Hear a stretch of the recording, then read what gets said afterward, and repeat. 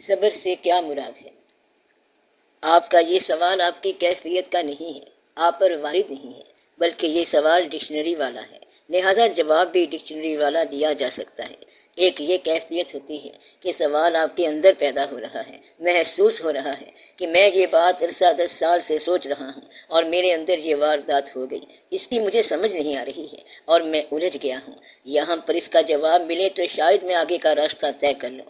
ایسا سوال فریش سوال ہوتا ہے اور واردات کا سوال ہوتا ہے، ورنہ تو یہ نویلٹی آف لینگویج ہے، لینگویج کا سوال ہے، زبانی کلامی بات ہے کہ صبر کیا ہے اور شکر کیا ہے۔ ہم ایک بات جانتے ہیں کہ اللہ تعالیٰ کا ارشاد ہے وَلَنَبْلُكُمْ بِشَيْءٍ مِّنَ الْخَوْفِ وَالْجُوعِ وَنَقْصٍ مِّنَ الْأَمْوَالِ۔ You are being warned۔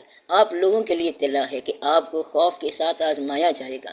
تو خوف کیا ہے؟ کسی ناگہانی کے ہو جانے کا نام ہے کہ شاید مجھ سے وہ چھن نہ جائے جو کچھ میرے پاس ہے۔ تو خوف کا ایک معنی ہے دولت کا چھن جانا، سرمائے کا چھن جانے کا نام، لطف کے ضائع ہو جانے کا اور دوست کی صلح ناراضگی میں بدلنے کا، یہ بھی خوف ہے۔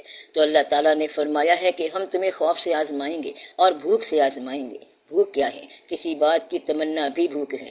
آج کل کیا بھوک لگی ہوئی ہے؟ کہتا ہے کہ بندوں کی بھوک لگی ہوئی ہے تو وہی بندہ محبت کرتا تھا، یہ بھی بھوک ہے۔ تو تمنا اور خواہش کی بھی بھوک ہوتی ہے۔ آدھی دنیا خواہش کے پیچھے بھاگ رہی ہے اور آدھی دنیا خوف سے بھاگ رہی ہے۔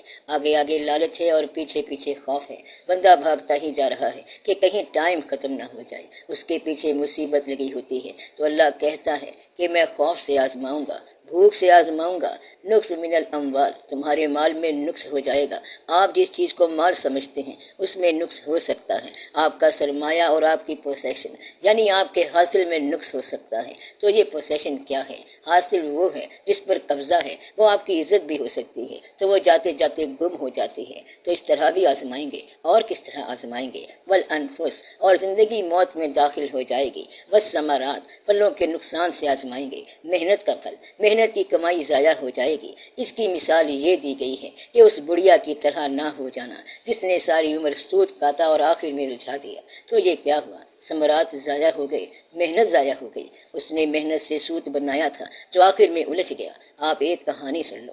ایک تھا سادھو مہاراج، اس نے اپنے چیلے کو حکم دیا کہ بوٹیوں سے رس نکال کر لاؤ۔ یہ بوٹیوں کا رس بڑی قیمتی چیز ہے، کبھی کبھی ایک قطرہ حاصل ہوتا ہے۔ وہ رس اکٹھا کرتا رہا اور اس کو بوتل میں ڈالتا رہا، اسے کہتے ہیں جواہر العقاقیر۔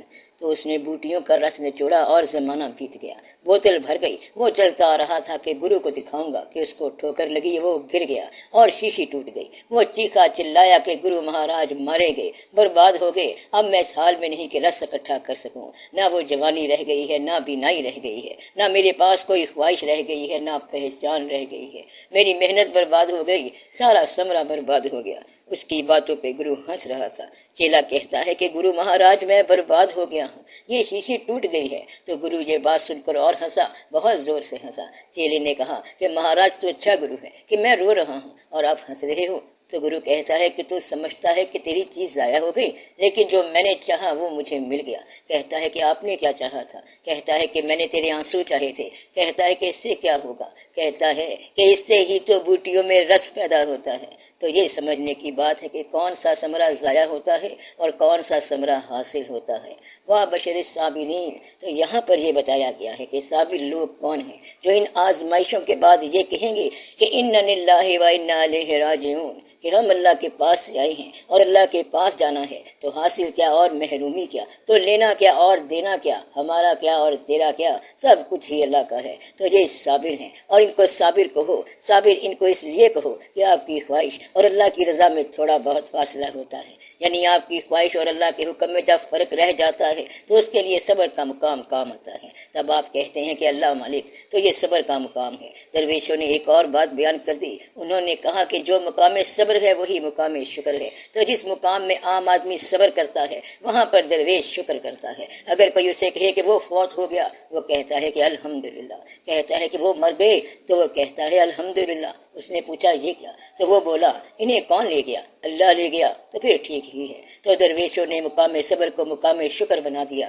اور یہ بڑا راز ہے۔ تو گویا کہ درویش کے لیے صبر اور شکر ایک ہی مقام کا نام ہے۔ اس مقام پر وہ صبر نہیں کرتا بلکہ وہ شکر کرتا ہے۔ اللہ تعالیٰ کہتا ہے کہ میں جس کو غم دیتا ہوں یا تکلیف دیتا ہوں اس کی وسعتوں کے مطابق دیتا ہوں، لا یکلف اللہ نفسا الا وسعها۔ تو درویش کہتا ہے کہ تو نے مجھے وسیع مانا یا وسیع بنایا اور یہ غم دیا تو اچھا، یہ قبول ہے۔ تو اس وسعت والے نے اس پر صبر نہیں کیا بلکہ شکر کیا۔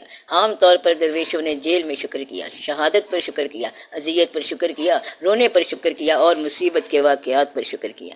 دیکھنے والے جو مرضی کرتے جائیں، یہ سب کیا ہے؟ یہ درجات کی بلندی ہے۔ اللہ کے ہاں درجات کی بلندی تکالیف چاہتی ہے۔ گویا کہ صبر ایک ہی مقام ہے اور شکر ایک ہی مقام ہے، اور دونوں مقام جو ہیں یہ قرب الہی کے ہیں، کیونکہ اللہ تعالیٰ نے فرمایا کہ ان اللہ مع الصابرین، کہ میں صبر کرنے والوں کے ساتھ ہوں۔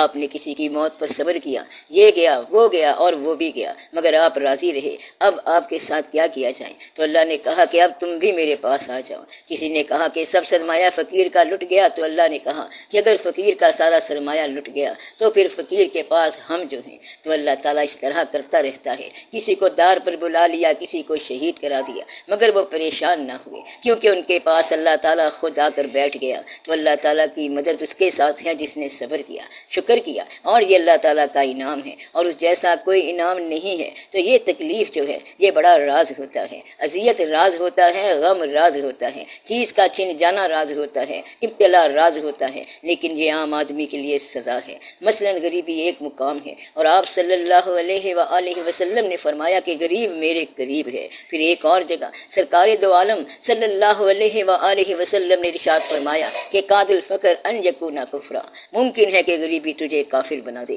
اگر غریبی آپ کو راضی رکھتی ہے تو آپ اللہ کے حبیب پاک صلی اللہ علیہ وآلہ وسلم کے قریب ہیں۔ میں یہ نسخہ بتا رہا ہوں کہ اگر غریبی تجھے راضی رکھتی ہے تو تم حضور پاک صلی اللہ علیہ وآلہ وسلم کے قریب ہو۔ اگر غریبی تجھے بغاوت پر آمادہ کرتی ہے تو جہنم۔ لوگ اس طرح گلا کرتے رہتے ہیں کہ دیکھو وہ پیسہ لے کر کیا کیا کر رہے ہیں اور کیا ہماری زندگی ہے۔ یعنی اگر غریبی گلا کرتی ہے تو پھر یہ آپ کے لیے کفر ہے اور آپ کا ایمان چلا گیا۔ اللہ تمہیں بھی دے، لیکن اللہ کی اجازت اور حکم اس کا اپنا ہے، جس کو دے نہ دے بس یہ اس کی مرضی ہے۔ یہاں تمہاری مرضی نہیں چلے گی کہ یا اللہ تعالیٰ میں نے محنت کی اور مجھے 10 روپے ملے، جبکہ اس نے محنت نہیں کی ہے لیکن اس کو بے شمار ملا ہے۔ یہ سب اللہ کی مرضی ہے کہ کسی کو رنگ پکا دے دیا اور کسی کو رنگ کچا دے دیا۔ یہ اللہ کے کام ہے کہ کس کو کیا رنگ محبوب ہو گیا، تو کسی کو محبوب بنا دیا اور کسی کو محب بنا دیا، کسی کو کچھ بنا دیا، کسی کو کچھ بنا دیا۔ چڑیا گانا گاتی ہے، مور کو مور کا مقدر ملا اور کوے کو کوے کا مقدر ملا۔ اگر آپ کہو کہ سب کو مور کے پر لگ جائیں تو یہ تو آپ نے گلے کی بات کی ہے۔ اس کو وہ مقدر ملنا ہے جو ملنا ہے، بس آپ نے اپنے مقدر پر راضی رہنا ہے۔ اور یہ بات میں نے بارہا بتائی ہے اور لکھ کر بھی بتائی ہے کہ خوش نصیب وہ ہوتا ہے جو اپنے نصیب پر خوش رہے۔ آپ اس لیے اچھے ہیں کہ آپ یہ ہیں، آپ ہیں، تو آپ اپنے آپ پر راضی رہو۔ تو جو اپنے آپ پر راضی رہا وہ زندگی پر راضی رہا، جو زندگی پر راضی رہا وہ زندگی بنانے والے پر راضی رہا، تو جو زندگی بنانے والے پر راضی رہا اس پر اللہ راضی رہا، بلکہ راضی ہے۔ تو گویا کہ اپنے آپ پر راضی رہو، اللہ آپ پر راضی رہے گا۔ اور یہ آسان سی بات ہے کہ آپ صبر کرو، شکر کرو، راضی رہو تو کیا ملے گا؟ وہ آپ ہی آ کر ملے گا۔ تو ہے پیا ملیں گے۔ ہاں کوئی اور بات کریں۔ آپ لوگ اونچا سنتے ہیں اور نیچا بولتے ہیں، اور یہ انسان کی بڑی شان ہے کہ اونچا سنتے ہیں اور آہستہ بولتے ہیں۔ آپ زیادہ مت بولا کریں۔ 9 حصے عافیت کے خاموشی میں ہیں، اور عام طور پر زیادہ بولنے کا عادی مجبور ہوتا ہے کہ وہ سچ کے ساتھ جھوٹ کو ملا کے بولے۔ وہ کہتا ہے کہ جی کیا کریں، جب بولنا ہی تھا تو پھر ایسا ہو ہی جاتا ہے۔ تو اللہ نے انسان کو بولنے والا بنایا، یعنی ناطق، اور یہ بڑی بات ہے۔ اللہ تعالیٰ مہربانی فرمائے۔ کوئی آدمی کسی کے مقام کو اس لیے نہیں سمجھتا کہ یہ لائف جو ہے ڈائنامک لائف ہے، تیز رفتار ہے، زندگی چل رہی ہے، تو آپ جو آج سمجھ نہیں رہے تو جب سمجھنے کے بعد تبدیلی آنی ہے اس کو کون سمجھے گا؟ اس لیے انسانوں کا فیصلہ ان کے خاتمے پر ہونا چاہیے۔ تو آپ کسی گنہگار کو گنہگار نہ کہو، کیونکہ جب تک توبہ کا دروازہ کھلا ہے کیا پتا کیا سے کیا ہو جائے۔ فرمایا گیا ہے کہ عین ممکن ہے کہ انسان اور بہشت کے درمیان ایک ہاتھ کا فاصلہ رہ جائے اور آدمی دوزخ میں جا گرے، اور عین ممکن ہے کہ انسان اور دوزخ کے درمیان درمیان ایک ہاتھ کا فاصلہ ہو اور وہ آدمی بہشت میں چلا جائے تو یہ اللہ کی شانی ہے کہ کس آدمی کو کب کہاں اور کدھر لے جائے۔ تو پھر آپ ٹھنڈے دل سے اور خاموشی کے ساتھ اللہ کی مہربانی پر صبر و شکر کے ساتھ چلتے رہو، دھیرے دھیرے، قدم بقدم، اور کسی بات پر ناز نہ کرنا، کیونکہ ناز کرنے کا مطلب یہ ہے کہ آپ کا مقام تھوڑا سا کم ہو گیا، یعنی مقام ضائع ہو گیا۔ یہ نہ کہنا کہ بس ہم تو چل رہے ہیں، اس میں مقام کیسا؟ یہ ایسا مقام ہے کہ منزل ہی مقام پر ملتی ہے۔ یہ بالکل ایسا مقام ہے کہ منزل پہ جب سے آیا ہوں منزل سفر میں ہے۔ یہ ایسا مقام ہوتا ہے کہ کبھی آپ یہ خیال نہ کرنا کہ آپ نے پا لیا، بس انسان چلتا رہتا ہے، کیونکہ یہ لامحدود کا سفر ہے۔ محدود کیسے ہوگا؟ تو آپ نے پانا کچھ نہیں ہے، بس چلنا ہے۔ اقبال رحمت اللہ کا شعر ہے کہ ہر ایک مقام سے آگے مقام ہے تیرا، حیات ذوق سفر کے سوا کچھ اور نہیں ہے۔ تو ہر ایک مقام کے آگے ایک مقام ہے، ہر منزل کے بعد ایک اور منزل ہے۔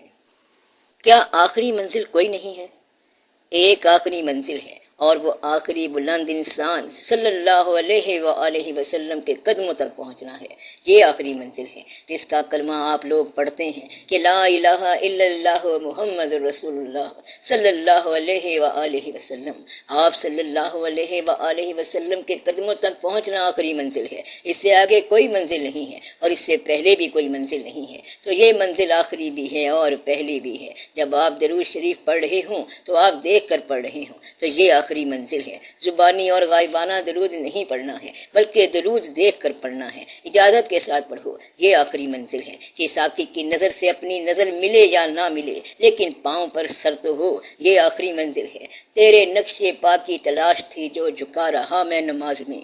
اور پھر یہ بھی کہتے ہیں کہ تیرے قریب ہوئے جب سے اشک بار ہوئے، ہزار بار کہاں صد ہزار بار ہوئے، ملا نہ ہم کو اگر سنگ آستاں کا نشاں، برنگے موج اٹھے راہ کا غبار ہوئے۔ تو یہ وہ مقام ہے جو آخری منزل کا ہے۔ انسان محو ہو جاتا ہے اور اس پر ایسا مقام آ جاتا ہے کہ اب نہ کہیں نگاہ ہے، اب نہ کوئی نگاہ میں، محو کھڑا ہوا ہوں میں حسن کی جلوہ گاہ میں۔ یہ آخری مقام ہے اور وہاں سوال ختم ہو جاتا ہے اور سر جھک جاتا ہے، اور یہ حضور پاک صلی اللہ علیہ وآلہ وسلم کے ہاں ممکن ہے اور کہیں بھی نہیں ہے۔ تو آپ سب کو سب بات سمجھ آ گئی ہوگی کہ یہ آخری منزل ہے۔